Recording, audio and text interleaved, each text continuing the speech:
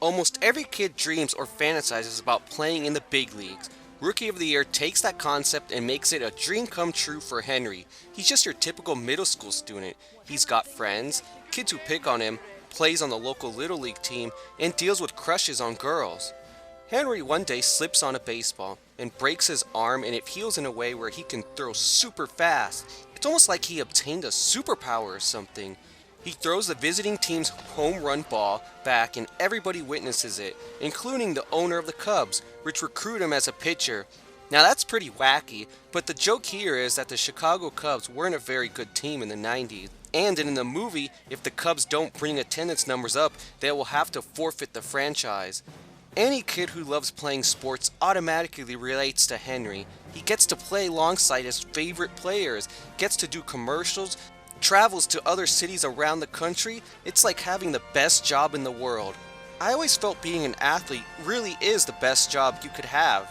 You're getting paid to play a sporting event. This is what majority of people do for fun, and you get to travel, be on talk shows, and retire early. Of course there's a chance of injury, but besides that, the whole world looks up to you and respects you for making the game entertaining.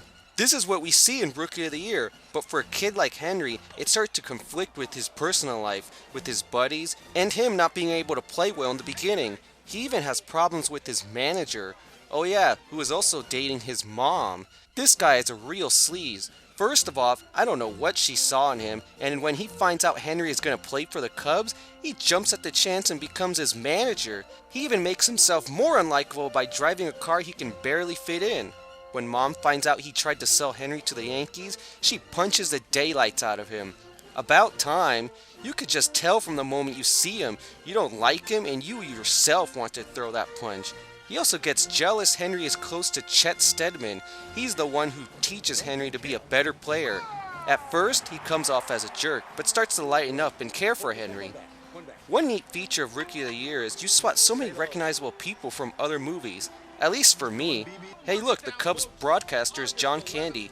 He sure did love being in movies taking place in Chicago. The owner of the Cubs is also Mr. Duncan from Home Alone 2, that store manager. One of Henry's friends is from Camp Nowhere, the guy that asked for ID when buying beer. And the other broadcaster is from the Wonder Years as Kevin's friend. The pitching coach is Marv from Home Alone, which is also the director of this movie. There sure is quite a few people from Home Alone here. Well, they're both movies made by Fox, so that kind of explains it. And I swear, for some weird reason, I used to think Hato was the guy from Bloodsport, until I actually read the credits seeing it's someone else.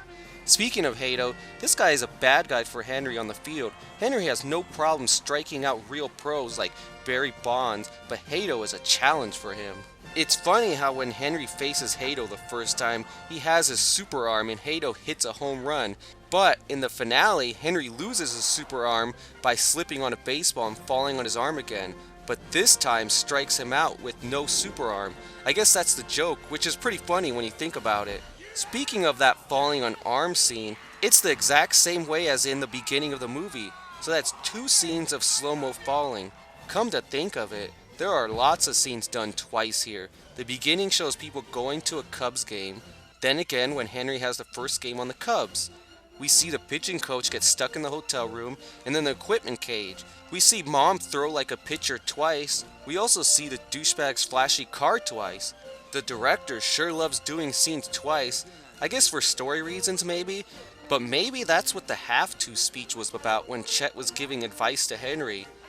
And since two slow-mo scenes are not dramatic enough, we get a third one in the game to win the division and a fourth in the final pitch of the game. But for all good effect and fun, you can never go wrong with slow-mo. Overall, Rookie of the Year is a fun movie that brings every kid's imagination of playing professionally into reality, as long as your coach remembers your last name. Raffenboozer. Rosenberger. Ron Gardner, you're going in. What do you call me?